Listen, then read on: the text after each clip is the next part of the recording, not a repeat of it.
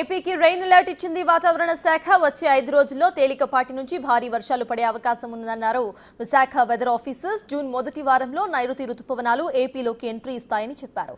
ప్రస్తుతం అండమాన్లోకి నైరుతి రుతుపవనాలు ప్రవేశించినట్లు అధికారులు తెలిపారు. ఉత్తరాంధ్ర, గోదావరి జిల్లాలతో పాటు దక్షిణ కోస్తాలోని పలు జిల్లాల్లో వర్షాలు కురుస్తాయంటున్న వెదర్ ఆఫీసర్ జగన్నాథ్ కుమార్తో రాజు ఫేస్ టు ఫేస్.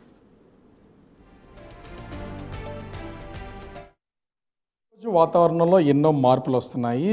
ఇప్పటికే నైరుతి ఋతుపవనాలు ఈరోజు ఎంటర్ అవుతాయని ఐఎండీ ప్రకటించినా కానీ మరి ఒక 4 రోజులు ఆలస్యమయ్యే అవకాశం కనిపిస్తుంది. ప్రస్తుతం మనతో పాటు విశాఖ వాతావరణ శాఖ అధికారి జగన్నాథ్ కుమార్ ఉన్నారు. ఏం సార్, అంటే ఐఎండీ కూడా ఈ రోజు నుంచి ఆంధ్రప్రదేశ్లోకి నైరుతి ఋతుపవనాలు వస్తాయని ముందు తెలియజేసినటువంటిది ఇప్పుడు మరొక 4 రోజులు ఆలస్యానికి గల కారణాలు ఏంటంటే, ఒకటి మన అవగాహన అండి. ఏంటంటే ఋతుపవనాలు అండమాన్ తీరాన్ని తాకటం వేరు, కేరళ తీరాన్ని తాకటం వేరు, ఆంధ్రప్రదేశ్కి చేరటం వేరు. ఇవి మూడు కూడా 3 ఫేజెస్లో జరుగుతాయి.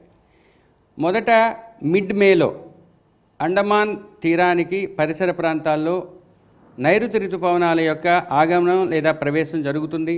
అక్కడి నుంచి ప్రోగ్రెసివ్గా నార్త్వర్డ్ మూవ్మెంట్ ఉంటుంది, ఉత్తర దిశలో పయనిస్తుంది. ఇప్పుడు ప్రస్తుతం ఉన్న ఫేజ్లో ఐఎండీ చెప్పినట్లుగానే మే 13వ తేదీన అండమాన్ పరిసర ప్రాంతాల్లో, సౌత్ బే ఆఫ్ బెంగాల్ పరిసర ప్రాంతాల్లో మాన్సూన్స్ లేదా సౌత్ వెస్ట్ మాన్సూన్స్ ఆగమనం జరిగింది. ఇక నుంచి అది ప్రోగ్రెసివ్గా ముందుకు జరిగి రాబోయే 3-4 రోజుల్లో మధ్య బంగాళాఖాతానికి చేరుకునే అవకాశం కనిపిస్తుంది.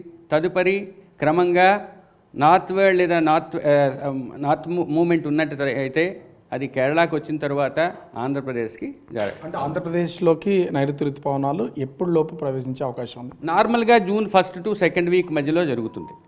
ఈ సంవత్సరం కూడా కొన్ని రోజులు, ఒక 2-3 రోజులు తేడాలో జరిగే అవకాశం కనిపిస్తుంది. వాతావరణంలో వస్తున్నటువంటి ఈ ఉష్ణోగ్రతల్లో మార్పులు కానీ వర్షాలు కానీ ఏంటి, అసలు వాతావరణంలో చేంజెస్ గల కారణం ఏమంటే? ఇప్పుడు ప్రజెంట్ ప్రీ మాన్సూన్ షవర్సే కంటిన్యూ అవుతున్నాయి. అంటే కన్వెక్టివ్ రెయిన్ఫాల్సే పడుతున్నాయి. ఒకటి, భూ వాతావరణం వేడెక్కి అనుకూల పరిస్థితుల్లో తేమ కూడా ఉన్నట్లయితే, ట్రిగ్గరింగ్ మెకానిజమ్స్కు సపోర్ట్ చేసినట్టయితే ఉరుములు మెరుపులతో కూడిన జల్లులు ప్రీ మాన్సూన్ లేదా మాన్సూన్కి పూర్వ పరిస్థితులైన సమ్మర్ సీజన్లో జరిగే అవకాశం ఉంటుంది. ఈ సంవత్సరం ఇప్పటి వరకు జరుగుతున్న పరిణామాలన్నీ కూడా కన్వెక్టివ్ రెయిన్ఫాల్కి సంబంధించినవే.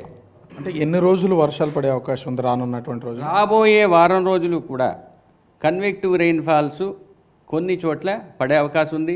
స్థూలంగా చెప్పాలంటే ఉత్తర దక్షిణ కోస్తా జిల్లాల్లో ముఖ్యంగా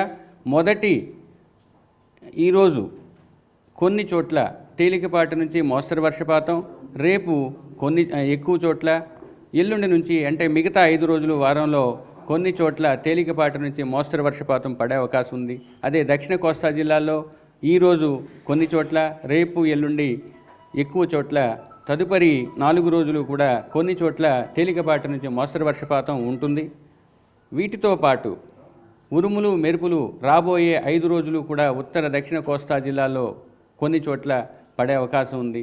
వీటితో పాటు ఉత్తర కోస్తా జిల్లాల్లో ఈరోజు రేపు కూడా 50 నుంచి 60 కిలోమీటర్ల వేగంతో ఎదురుగాలు వీచే అవకాశం ఉంది.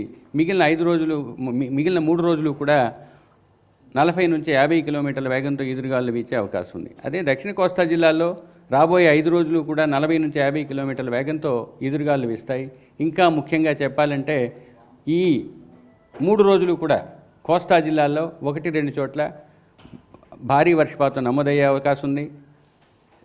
నిర్దిష్టంగా ఈరోజు ఉత్తర కోస్తా జిల్లాలైన శ్రీకాకుళం, విజయనగరం, పార్వతీపురం, అల్లూరి సీతారామరాజు జిల్లాల్లో 1-2 చోట్ల భారీ వర్షపాతం నమోదయ్యే అవకాశం ఉంది. ఓవరాల్గా చూస్తే నైరుతి ఋతుపవనాల ఆగమనం కొనసాగుతుంది. అటు ఇప్పటికీ అండమాన్ చేరుకుంది.